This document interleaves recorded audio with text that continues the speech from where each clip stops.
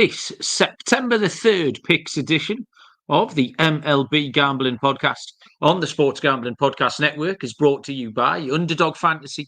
Sign up with the promo code MLB SGPN to score up to $1,000 in bonus cash. We're also brought to you by Rhythm. Get your 7-day free trial today by going to sportsgamblingpodcast.com/RITHMM and make sure to enter the free roll football contest. Up to $3,500 in prizes up for grabs. Go to sportsgamblingpodcast.com/free roll to enter today.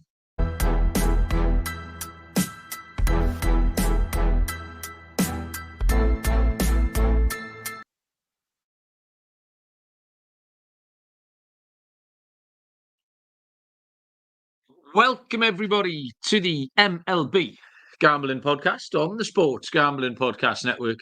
My name is Malcolm Bamford, coming to you from Newcastle upon Tyne in the northeast of England. Today is Monday, September the 2nd, and we are here to look around the MLB action for Tuesday, September the 3rd. It is the regular, I would say now, Monday OG special with Mr. Munaf Manji. Eminem, how are you doing? Doing well. Got some day baseball going on, like you mentioned, with Labor Day today here in the States. So watching a little baseball, watching some of the U.S. Open with the women's side of things. Great time to be alive, my friend. And football starts this week. Yes. You see, Labor Day, I don't know what that is. So I didn't know there was any baseball today. There's never any baseball on a Monday.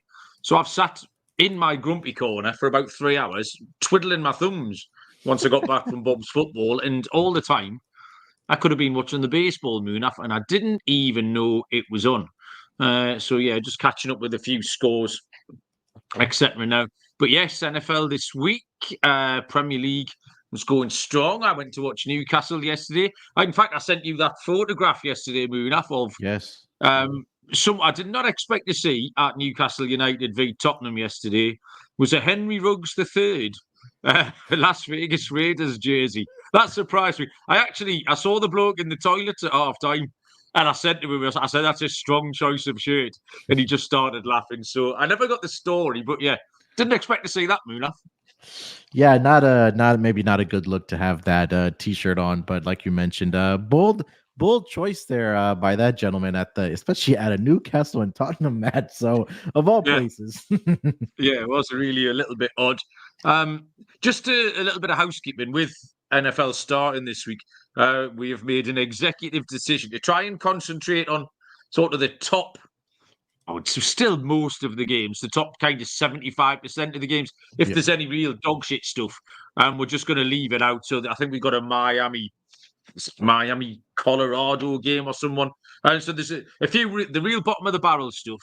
We're going to miss out just because everyone's busy. It takes a long time to handicap. And we know that it takes a lot to consume for all of our listeners who are looking to get involved with the NFL and fantasy stuff. So, yeah, we'll be concentrating on. But, for example, tonight, there's 13 games on the slate. We've got 10 fully handicapped. And we'll still squiz around all the other stuff as well. So, just something to be aware of. If you do want to know anything in particular about those other games, just drop us a little mention in the chat, and I'm sure Munaf can get onto it. Adonis was first tonight. He wants to know if there's a WNBA podcast. You need to speak to Scott about that. I don't know. Callum's here. Cal, how you doing? Randy has joined us as well. I just started, Munaf, having a little look around the playoff kind of scenario. Yeah. Tonight before we came on air. There's 11 teams now, Munaf, with a greater than 90% chance of making the playoffs. So there's 11 teams who are virtually there. There's two teams 50 to 90%. I think is that the Mets and the Red Sox, maybe? Who are the two 90%ers? I tried to have a look at the some of the tiebreakers, but that was way too complicated for me. I got lost pretty quickly in the tie-break stuff. It's the Royals and the Braves that have a 50 to 90% chance of making the postseason. And then the Red Sox, the Mariners and the Mets are all in the 10 to 49% range. So still lots of stuff to play for. The one bet I'm sweating, Munaf, is that Cole Reagan's K-prop strikeout leader. He's now 4 off the lead. So as it stands, Cease and Scooble have 201. Reagan's and Sale have 197. And I would say it's between them 4 now. Because Crochet's back in 5th, and we kind of know Crochet's given up a little bit. So that 80-1 ticket is what I'm saying. That could come down to as much as the look of the draw. Someone might get one extra start. So hopefully it goes down to the last week. I don't really care. It's not life-changing, but it'll pay for something. So yeah, come on, Cole. He struck out 10 in his last start. But Chris Sale goes tomorrow. So we'll see what's going on. So lots of things to look forward to. What's happening? The football, as we say. You need to listen to the DFS show today. It was absolutely brilliant. The pick show will be out on Wednesday or Thursday. Sean and Ryan are back picking every game against the spread like they have done since 2011. And make sure to enter the free roll football contest. $3,500 in cash up for grabs. Sign up at sportsgamblingpodcast.com/free roll. That's sportsgamblingpodcast.com/free roll. Right, we will start tomorrow with...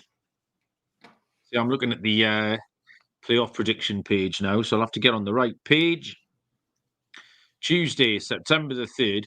A couple of the earlier games are the ones we're going to have a little gloss over. The Orioles hosting the White Sox. I don't think you need us to tell you. Baltimore run lines. Washington and Miami was the other bum game. But one of the bigger games we'll start with is a 6:50 Eastern first pitch between the Minnesota Twins and the Tampa Bay Rays. David Fester will draw the start for the Twins. Left-handed pitcher Jeffrey Springs goes for the Rays. Of these 10 games I've priced up, Muna, 4 of them are a match. 4 of these games have both teams trading at -108. So tricky to handicap. This is the first one, -108 each of 2. Total sitting at 7.5. The Twins didn't have a great week last week. Actually, eventually got me knocked out of the Survivor League. I'd clung on for grim death for about 14 weeks. And then eventually Minnesota finished me off last week. And they have slipped 3.5 games behind Cleveland now. David Fester's been going along okay, though, for them. Although he's not finding it easy to win. His August DRA was 3.13, which is absolutely fine. He's got no problem on the road. Doesn't go particularly deep into games. So if you want to factor him in, it will be with a short start, you would have thought. Jeffrey Springs has been great. And really, I think if you know Springs or if you follow Tampa, everything your instinct tells you about this game is correct. Springs has been going along in low-scoring games because Tampa Bay aren't swinging hot bats at all. The game totals in his last 5 have been 5, 4, 7, 3, and 7. And that was really as far as I wanted to look because I don't mind Fester. I like Springs. Tampa Bay can't hit. And all those totals are going under. So with a 7.5, that's a strong enough data for me, Munaf. I'll take the under 7.5. Yeah, like you mentioned, right? David Festa has been going along really well for the Minnesota Twins. He just hasn't been able to get a whole heck of a lot of run support from the Twins. And Jeffrey Springs, I want to say he hasn't gone very many innings, if I'm not mistaken. His ceiling's about 5 innings, so I think that's a pretty good gauge for what we know. Maybe you look at a first 5 under in this game. Like you mentioned, the Tampa Bay Rays can't really hit at home. They've been one of the more profitable teams, I want to say, towards the under, if I'm not mistaken, at least till after the All-Star break here. It just feels like Minnesota just has more to play for at this juncture of the season, Mal. Obviously in the AL Central Division and also the wild card in the American League. So yeah, I'm gonna go with the Twins in this game with David Festa, and also I'll take the under first 5 between these two pitchers. I could see maybe like a 1-0, 2-1 type of game at the end of 5 innings there, Mal. Yeah, I agree with you, Munaf. 7:07 Eastern first pitch is the Philadelphia Phillies at the Toronto Blue Jays. Tyler Phillips scores for the Phillies. Drawing the start for Toronto will be Chris Bassett, and it's a match on the books. It is -108 each of two. Munaf with a total of 9. Yeah, let's start here with Chris Bassett for the Toronto Blue Jays. I feel like the offense for the Blue Jays has started gone to roll here slightly compared to what they were doing earlier in the season. But on the season for Chris Bassett, 9-13, 4.27 ERA. Coming off a brilliant start against the Boston Red Sox at Fenway Park, 6 2/3, 1 earned run, 9 strikeouts in that game as well for Chris Bassett. Give me a second here. I'm gonna give me 1 second. I'll need to Okay, there we go. Yeah, so I mean, like you mentioned, right? Philly's coming off of that series against the Braves earlier, or sorry, I should say over the weekend, which turned out to be a pretty big series for the Braves and the Phillies there. The parts that make me nervous about Chris Bassett is that he'll come in and have one great start, and then he'll come in and have one bad start. And when you take a look over his previous start before the Red Sox, he gave up 4 earned runs to the Angels. He gave up 3 to the Cubs. He gave up 7 earned runs to the Oakland A's. And then against the Baltimore Orioles, he had a brilliant outing. So it's like it's been up and down with him. The Blue Jays have lost 3 of his last 4 starts that he has made. He, in fact, does have really good career numbers against the Philadelphia Phillies, but I'm assuming he hasn't pitched against them recently because obviously being in the American League. I trust the Phillies here more. I know their bats have cooled off just a bit here, but it's just the inconsistencies of Chris Bassett that just makes me nervous, Mal. So I'll go with the Philadelphia Phillies in this matchup against the Toronto Blue Jays. I didn't really want to take either pitcher here. Tyler Phillips is giving up 17 earned runs over his last 11 innings pitched, which covers 3 starts. 2 of those, the Philly offense got him off the hook in games that they won 9-5 and 9-4. And the other one, they lost 10-2. So there's loads of runs kicking around. Bassett's just really hard to trust. His bang average at home, his July ERA was 7.01. His August ERA was 5.34. And both offenses are amongst the runs. You're right, Munaf. You said the Blue Jays have been a lot livelier lately. Philly, 4.6 runs per game. Toronto, 4.5 runs per game. I think that's over the last 30 days. I don't trust either. So, yeah, I'm happy with the team. So, at the game total here, Munaf, and we'll take over 9. Next up is a 7:20 Eastern first pitch between the the Colorado Rockies at the Atlanta Braves. 2 lefties going here. It is Kyle Freeland for the Rockies. It is Chris Sale for the Braves. The Braves here are -375. The Rockies +300, with the total sitting at 8. So obviously, very chalky for a reason. Kyle Freeland's been keeping Colorado competitive in his starts. 2 earned runs in each of his last 2. He pitched in a win against the Braves on August the 11th. So, I mean, not without hope, I wouldn't have thought. However, it's the presence of Chris Sale. There's just no holes at all in what Sale's been doing lately. He's got a string of wins all bound together with a string of quality starts. The Rockies are 1-7 against left-handed pitching the last 8 times they have faced a southpaw. I think the safest option here, because Freeland might be all right, is a Colorado team total under, because Atlanta we might not get to the 8. Atlanta could win this 5 or 6-0, something like that. So let's trust Sale to go deep into the game and very much shut down the Rockies here. There's lots of evidence to support it. Colorado team total under, Munaf. Yeah, I mean, we just mentioned it with the Atlanta Braves, that their offense has started to get it going here a little bit, especially over the weekend.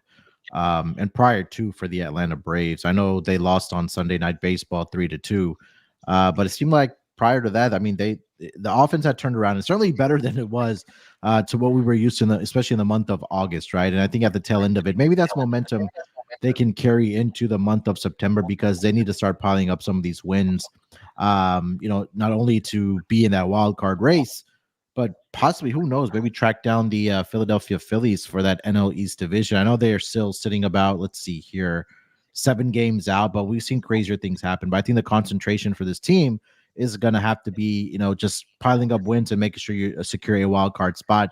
You mentioned it with Chris Sale. He's just been really good at home this season for the Atlanta Braves, 9-2 straight up, 8-3 on the run line, 7-4 towards the under. So I think that just tells you that you probably want to look at a Rockies team total under if you want to go full game, or if you want to go in the first 5 innings of the first 5 innings team total under for the Rockies. I think that might be where to look there. I think even at the run line price here, Mal, for the Atlanta Braves, it's at minus, let's see here, minus 152. So it's kind of telling what the books are thinking here. So if you're going to play this game, I think you probably just want to fade the Rockies offense like Mal mentioned. So team total under would be a great look. One of the things I've learned from the Braves this year, and I'm quite open that on the show I regularly say I'm still learning about betting baseball, is that I've made some solid decisions pre-season about who to put in my divisional parlays, but I've got the Braves in every single one of them. I think I kind of just cheated. So I've got the Royals, for example, at 14-1 in quite a lot. But then I put the Dodgers and the Braves in just to boost it up a little bit. And it's absolutely bitten me on the arse. Because what I would have had was some really nice player bets. But I haven't, because I've just tried to steal a minus 250 with the Braves. And they've absolutely cost me. So, yeah, you live and learn, Munaf. And I won't be making that mistake next year. All my eggs in one basket. Underdog Fantasy Pick'em gives you a chance to win 1,000 times your entry. The NFL is back.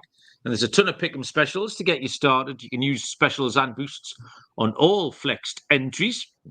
Use our code MLB SGPN to claim your special pick and first-time deposit offer up to $1,000 in bonus cash. UnderdogFantasy.com, promo code MLB SGPN.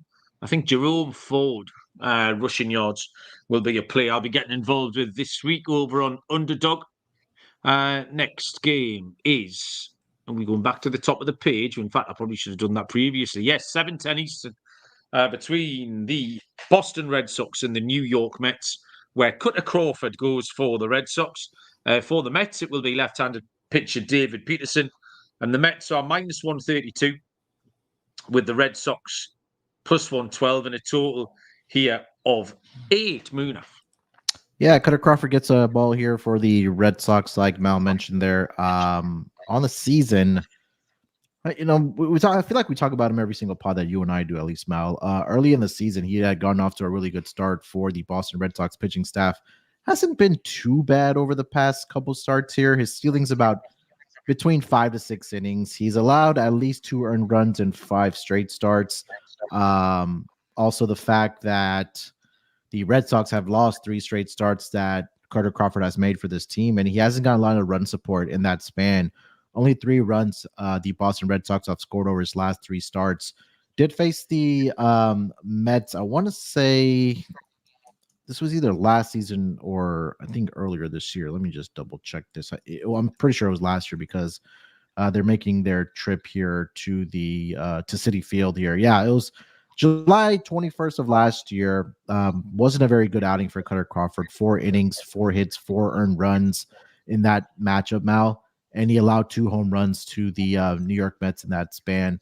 David Peterson, meanwhile, left-handed pitcher for the New York Mets on the season. Pretty good, 8-1, 2.83 ERA. Has been a breath of fresh air. I mean, he's been absolutely dominant over his last 5 starts. He's only out 6 earned runs. He's gone at least 7 innings, Mal, over his last 3 starts, and they have all translated to wins. In fact, the Mets have won 5 straight starts that David Peterson has made here for the New York Mets. So I had the better pitcher on the mound here with the New York Mets and David Peterson. I'd maybe look at the Mets Mets first 5 innings money line here, just backing David Peterson. If he goes 7 innings, great. You don't have to wear too much into that bullpen for the New York Mets, which we know can be a little bit up and down there, Mal. But I do like the Mets in this spot here, just backing David Peterson, minus 130-ish on the money line here against the Boston Red Sox. Yeah, you pretty much picked all the important points that I dragged out. One of them being the lack of run support that Cutter Crawford was getting 3 runs scored by Boston in his last 3. Randy points out rightly that the Boston bats have died a death recently. Cutter Crawford's kind of what you want when you're handicapping, in that he's really steady. 5 or 6 innings, 2 or 3 runs, you know what you're going to get, which is good. But Peterson's been really, really good. 8-1 record. That tells its story, really. Great length, great control. The Mets have won his last 5. Red Sox are 1-3 in the first 5 against lefties. Last 4 times they played him.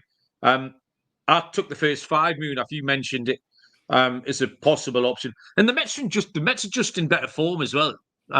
Quite simply. So yeah, Mets first 5, I think, is a perfectly reasonable pick. Next game is 7:40 Eastern first pitch between the Cleveland Guardians and the Kansas City Royals. It is Tanner Beebe for the Guardians and Brady Singer for the Royals. This one is a match, minus 108 each of 2, total of 8. Beebe has back-to-back bad starts for Cleveland. Last time was against this opposition, the Royals, where he gave up 5 earned runs in a game that Cleveland did win 7-5. He's been good on the road, though, 2.81 ERA. Singer's been pretty unbackable lately. A right old mix of outcomes for Singer. Everything's on the table when he goes to the mound. He's been better at home. His home road splits favour him here. 2.88 ERA at home. So it is tricky. I prefer Beebe over Singer, but that, for me, is offset by Kansas City's home record. They're outstanding at home, Kansas City. So, ultimately, I prefer both offences to both starting pitchers, the current form they're in. The 8 looks way too low. I'll take the over, Moon. Yeah, you mentioned Brady Singer's been a lot better at home for the Kansas City Royals. 9-5 straight up, 8-6 on the run line. And Tanner Bybee or Beebe, whatever you want to call him, the numbers are better on the road here as well. But I think that recent form is what's really tripping me up. Like you mentioned, his last start was against the Royals. 5 innings, 5 earned runs, 6 strikeouts in that game. And the Guardians have lost 2 of his last 3 games. He's given up 9 earned runs over his last 2 starts.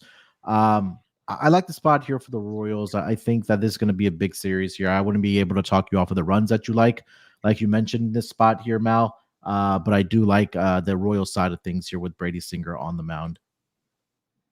Okay, next game is a good one. 7:40 Eastern first pitch. Pittsburgh Pirates at the Chicago Cubs. Paul Skeens Day for the Pirates. Left-handed pitcher, friend of the show, Justin Steele, goes for the Cubbies. Close one, but not a match. The Cubs slightly favoured at minus 116. The Pirates minus 102. Total is, as you'd expect, 6.5, Munaf. Yeah, low total here.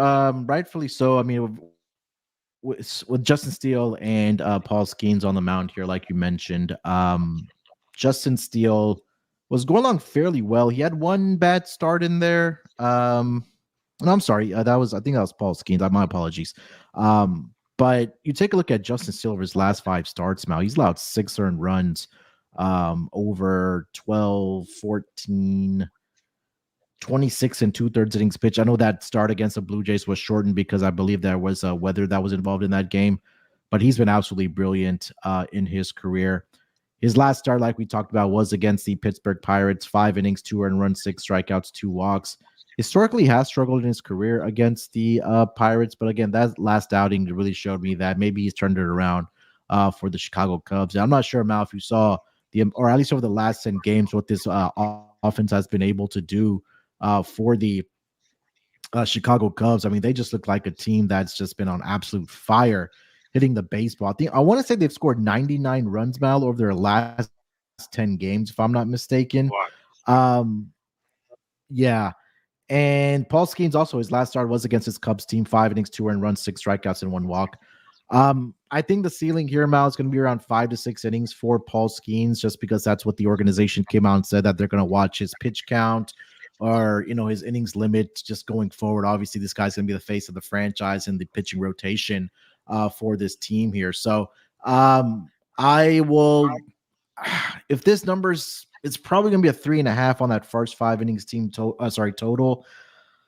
I wouldn't be able to talk you off of the under there. But again, the last 2 times these 2 pitchers met up, I think last series, there was just a load of runs being scored. Check the weather in this game. Obviously, it being at Wrigley Field here. I'll lean with the Cubs here, Mal. I think that Justin Steele's in great form here. And again, when that bullpen comes in for the Pirates, that's the part that makes me nervous.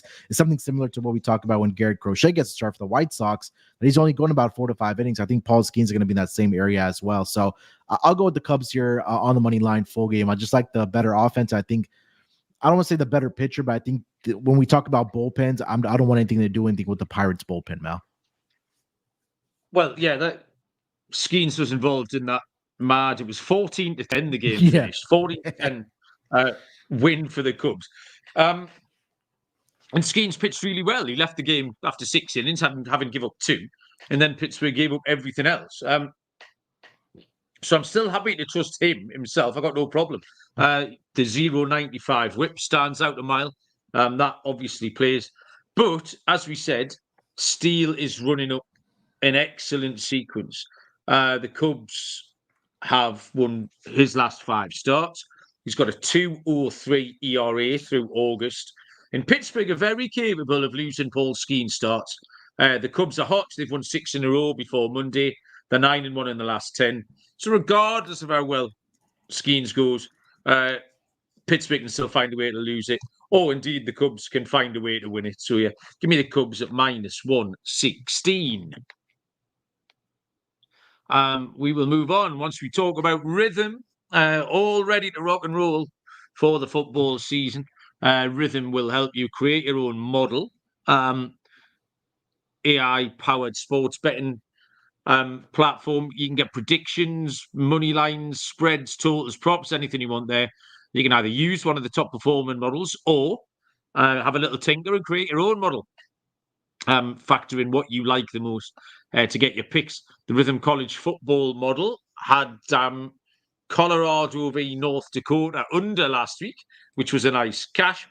So claim your 7-day free trial today by going to sportsgamblingpodcast.com/rhythm. That's sportsgamblingpodcast.com/RITHMM. And game time tickets for MLB now officially an authorized MLB marketplace. Game time, as they always have done. Great last minute deals, flash deals, zone deals. The ticket prices go down nearer to the first pitch, and the game time guarantee as well, which credits you 110% of the difference. Take the guesswork out of buying tickets with Game Time. Download the Game Time app, create an account, use the code SGPN for $20 off your first purchase. Terms apply. Create an account, redeem the code SGPN for $20 off. Download the Game Time app today. Last minute tickets, lowest price guaranteed. 7:40 Eastern first pitch is the St. Louis Cardinals at the Milwaukee Brewers, and I have just seen a pitching change in this one. I had Sonny Gray handicapped here for the Cardinals. I'm now seeing Stephen Matz.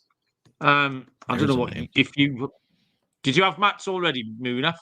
I do see Stephen Matz getting the start here. I want to say Sonny Gray just pitched over the weekend, if I'm not mistaken, or maybe on Friday. When I saw the name, I thought, how long have I been asleep for? Because I thought I saw him since 5 days ago. Anyway, Stephen Matz, it's one of these situations where he's going to get activated from the IL. Stephen Matz has not pitched since April the 30th. So what did he have before that? 6 games started before he went onto the IL. Was rocking a 6.18 ERA in that span. and had. Oh, do you know what? He started well. He had three Yeah. good starts, was clearly feeling something, had three terrible starts, and he's been shelved ever since. I think you can only maintain a watching brief, I think, at this point with Matt's. The Cardinals are plus 130 here, by the way. The Brewers minus 154, and the total set at 8. Aaron Savali, I picked last week in a game against the Giants, and he went really well in a 6-0 win. 7 innings scoreless. He's much happier at home. And I think he can follow up here. It's a nice spot, back-to-back home starts against mediocre opposition. It's a good spot for Savali. The Brewers are good at home as well. We'll take the unit and a half, Munaf, minus 154 on Milwaukee.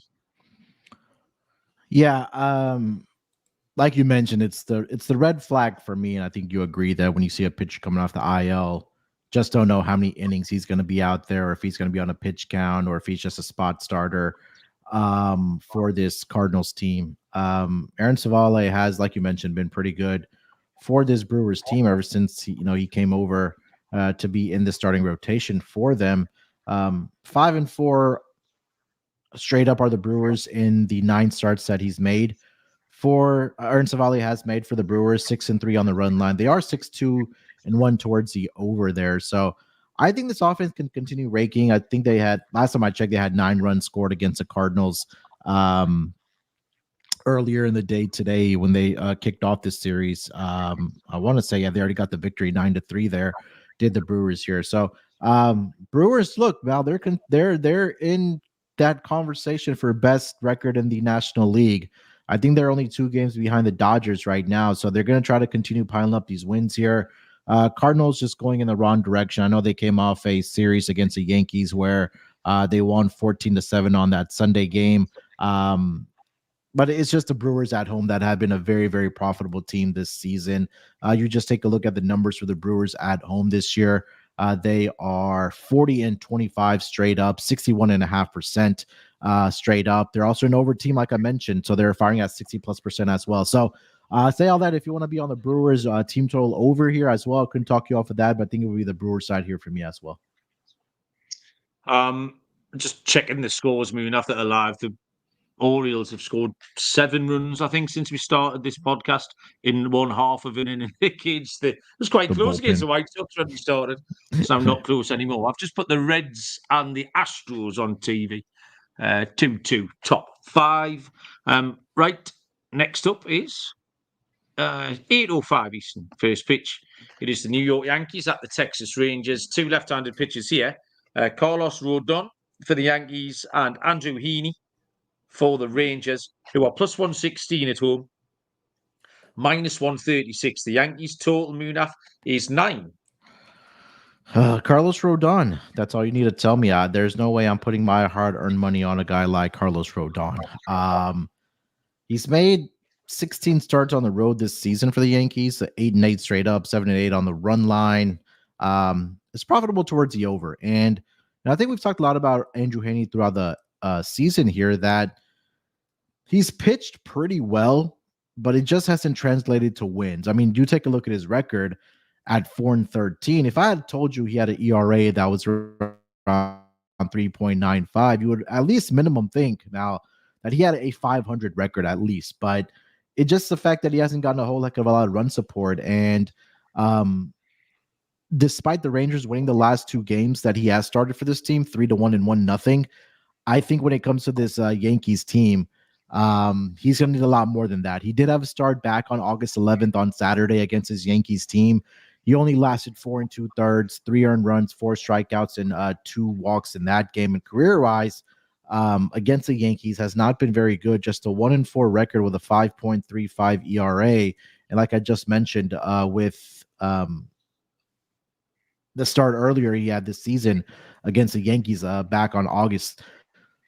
So I don't trust either one of these pitchers here, Mal. I think over 9 would be the look. Or if you want to go Yankees team total over, I know the Rangers offense has been a shell of themselves, to say the least. So, but it is a Carlos Rodon here. So I think if there is a pitcher that could cure your offensive woes, it's probably Carlos Rodon here. So I would look at runs being scored, whether it's on the Yankee side or full game over 9. I don't have any interest of putting money on either one of these pitchers right now.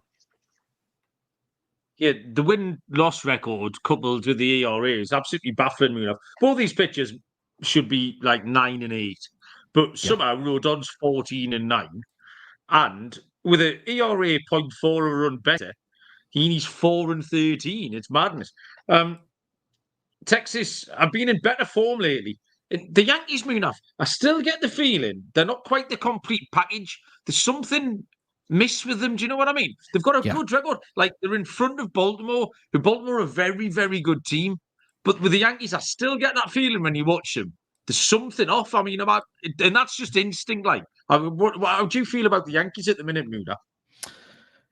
It's yesterday was an example of it, right? They gave up 14 runs to the St. Louis Cardinals, and that was a game where I think they were trailing 7-2. They came back, tied it up 7-7.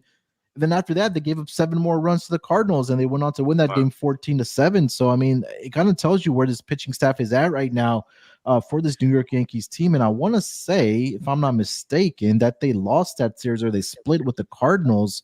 So they lost the Sunday game. They went ahead and so the Cardinals went into Bronx and they got 2 out of 3 games there. So when you're going up against some of these lesser opponents in the MLB, especially like you mentioned, now they're in that fight with the Baltimore Orioles for the AL East division. These are the type of win or games you have to win. And right now their pitching is not getting it done. I know Aaron Judge is having a historic season again for this Yankees team, but it really does come down to the pitching because yesterday, I know Alex Verdugo and Juan Soto had some errors. I don't want to say errors, but didn't make the defensive plays that needed to be made. But it's just the fact they just haven't been able to put it together completely with pitching and offense on a consistent basis. But we say all that to say that they're knocking on 80 wins right now on the season here. But right now is the time you want to play your best baseball in the final month of the season before you do get to the playoffs, Mel.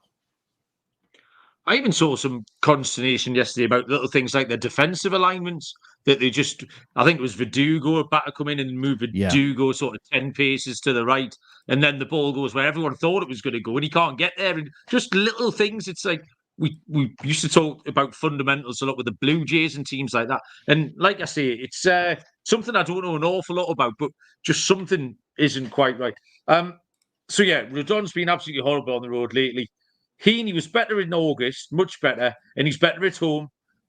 So I'm going to edge the Texas just because they're a nice underdog price here, plus 116. I'll take the Rangers. The penultimate game, actually, this is the final game where we've got full prices here.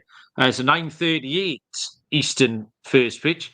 It is the freeway series between the LA Dodgers and the LA Angels. Walker Buehler for the Dodgers and Reed Detmers for the Angels, left-handed pitcher Detmers. Plus 146, the Angels. Minus 114, the Dodgers. Total is 9.5. Buehler's 163 whip jumps off the page, and I think that tells you a story about where he is. He's really hard to bet at the minute. Any games he has won are because the Dodgers' offense have exploded for him. He's got an 8.84 road ERA. So if you want to back minus money with a pitcher with an 8.84 road ERA, crack on. Detmers has been away since June the 1st, injured. Was in poor form before that. His career via the Dodgers, he's 0-3 with a 7.58 ERA. Now, the Angels lineup is a right old mess. That's the problem. But 3.4 runs per game in the last 8. If they can even give us 2 or 3 runs here, that could be enough to get us over. I wanted to take the over. It's the Angels' offense that put you off a little bit. But yeah, maybe they can help us out with 3 or 4, and the Dodgers can do the rest. Munaf. I don't want either pitcher. I'll take the over. Yeah, I'm not thinking of another game that I don't want anything to do with any of these pitchers. You mentioned the number for Walker Buehler there, especially on the road, and Reed Detmers coming back from the IL, so we're not sure how many innings he's going to be out there. I mean, it's the boring pick, but I think the safe pick may just be the Dodgers team total over in this game, whether it's in the first 5 innings or full game. You get all 9 at-bats with this team, and I know they're playing right now against the Arizona Diamondbacks in Arizona, so not a huge trip traveling back home/to Anaheim here against the Angels there. So, yeah, I would look at runs for the Dodgers side again, but like you mentioned, don't want anything to do with either one of these pitchers here, Mel. The final game we're going to look at here is that game, the series you just mentioned, Munaf, 9:45 Eastern, the Diamondbacks at the Giants. Ryan Nelson is confirmed for the Diamondbacks. The Giants are officially TBD. I think it's going to be Kyle Harrison, but the game is the Monday game is live as we speak. So the books are being quite churlish. No odds here. Nelson for me has been one to watch lately. I really enjoyed what he's been doing. A maximum of 2 earned runs in his last 4 games started. He's consistent at home and on the road. There's no real split there. His July and August ERA is under 3 in 10 games started. So ticks in all the right places there for Nelson. Kyle Harrison got hit around a little bit at the Brewers last time out, but he's much happier at home, 3.43 ERA. The batting metrics are what swung this for me. Everything's in Arizona's favour, Munaf. The last 30 days, 6.5 runs per game for the Diamondbacks. A 278 batting average against a 223 for the Giants. I mean, that's over half a point there of batting average. So it's fairly even on the pitching matchup, but my preference is much clearer for the Arizona offense. I'll take the Diamondbacks on the money line, Munaf. Yeah, I mean, you mentioned, right, it's Kyle Harrison that gives you the concern, but the Giants have actually been pretty good in his starts, especially at home. 11 starts he's made, 8-3 straight up, 7-4 on the run line. I think the part that makes me nervous about the Diamondbacks here is that they are coming off this big series against the Dodgers, so it could be a letdown spot here for the Arizona Diamondbacks. But like you mentioned, Ryan Nelson has been pretty decent for them, especially I want to say on the road and over his last 5 starts at least. Hasn't allowed more than 2 earned runs over his last 4 starts. They have been alternating between win-loss in that span there. So maybe look at it under in this game. I think Kyle Harrison can go along well here. But it's a part that does make me nervous, like you mentioned, is that it's a left-handed pitcher in Kyle Harrison, where the Arizona Diamondbacks have been one of the better teams against left-handed pitching throughout this season. And so we'll see if their bats are able to, if Kyle Harrison's able to set into that first and second inning, I could see this same game going under. But it's just the part that makes me nervous is that some of these teams that are better against left-handed pitching have been able to rake against him. So he did have a start earlier this season back on, I believe it was June 4th against his Diamondbacks team. 6 innings, 8 hits, 3 earned runs, 5 strikeouts in that game. And the Diamondbacks did go on to win that game 8-5. So I'll lean here with the Diamondbacks. I don't love it. I just don't like the spot that they're coming off this series against the Dodgers, and they have to travel to San Francisco. I know it's not a big travel situation, but it's just a letdown spot coming off a big series against his Dodgers team. Yeah, fair enough, Muna. So there we go. That's the 10 games we're going to have a look at. Just starting around the other 3, you mentioned the Orioles and the White Sox isn't particularly appealing from a betting point of view. Patrick Corbin, I think, might generate a bit of interest for Washington at Miami because he's pitched really well lately. But what I'd say with Corbin is 6 of his last 8 starts have been at home, and he's quite settled at home. Going back on the road here wouldn't surprise me to see him struggle a little bit. And I quite like Max Meyer for Miami, so I'd be having a look at Miami in that spot. The other one, the Mariners and the Athletics, not an awful lot to say about that one. We've got your man JT Ginn going for Oakland. Those other games, Munaf, anything blow your skirt up particularly? Nah, not really. I mean, you mentioned Patrick Corbin. I'll mention this here, Mal. The Marlins have been one of the more profitable teams towards the over at home. Let me just quickly mention the numbers here too before we get to our picks here. They're actually 48, 17, and 4 towards the over at home this season. That's 73.8%. So if you blindly at the beginning of the season were just betting overs in Marlins home games, you could probably build another mansion right next to you, Mel. Another one. Barely enough room. Barely enough room in the street for this one. Right, okay. So, Munaf, finally. Oh no, I wouldn't tell you what. Lock and dog first. I was going to throw me dinger out then, but let's get your lock and dog, please. That's one I got to clip out there. You throw your dinger out there. I'm gonna have to clip that one. Um, I think this one was pretty simple. Not simple for me, but I think this team should be favored. It's almost a match on the books, like you mentioned, Mal. It's the Minnesota Twins on the money line here against the Tampa Bay Rays. Minus 108 for the Twins with David Festa. He's been in really, really good form. On the road, he's been really good as well. I know it's a very small sample, but 3-1 straight up, 3-1 on the run line. So if you think that the Twins are going to win this game, maybe you get a nice plus price on that minus 1.5 for this team as well. And he's pitched well on the road, like I mentioned, but it's the fact that they're also 3-1 towards the end. What is that telling you? That he's not giving up a whole heck of a lot of runs on the road. His last 3 starts, he's allowed 2, 0, and 2. So 4 earned runs combined over his last 3 road starts for the Minnesota Twins here. So I'll go with the Twins on the money line as my lock. For my dog, this is where it gets a little bit dicey. I think it's going to be the Brewers on the run line now, minus 1.5 plus 136. Yeah. We mentioned it that this Brewers team has been one of the more profitable teams at home. Steven Mott's coming off of the IL. Not sure how many innings we're going to get out of him, but Brewers are hitting well right now, more so led by Willy Adames. He had another home run today. I think Jackson Chirinos had another one today as well. Hit a grand slam for this Brewers team. So they're hitting the ball very well. So the Brewers have been good to me this season. I'll go right back to their coattails here. Minus 1.5 plus 136 against the Cardinals as my dog. Okay, thank you, Munaf. There's a couple of totals that stand out for me as locks. Cleveland at Kansas City over 8. But I'm going to go for Philly at the Blue Jays, total over 9. Like I say, Phillips 17 earned runs in his last 3. Bassett completely and utterly impossible to trust. And both offenses going well. So over 9 there. And I'm going to take Texas as my dog. Carlos Rodon is on the naughty step. So yeah, Heaney better at home, better in August. Both sides relatively hard to trust, actually. But Texas aren't a bad price. The way Rodon's been going, he should never be a minus 136 favourite in this form. So I'll fade Rodon and take Texas Rangers. And Munaf, I will get my dinger out for you if you want. In fact, I'm so confident I'm going to get it out right now. It's not a game we fully handicapped here. It's the Baltimore Orioles, and not going to win any prizes for originality, but it's early in the week, Munaf. So we'll start with a Gunnar Henderson home run tomorrow against the Chicago White Sox, Munaf, for me.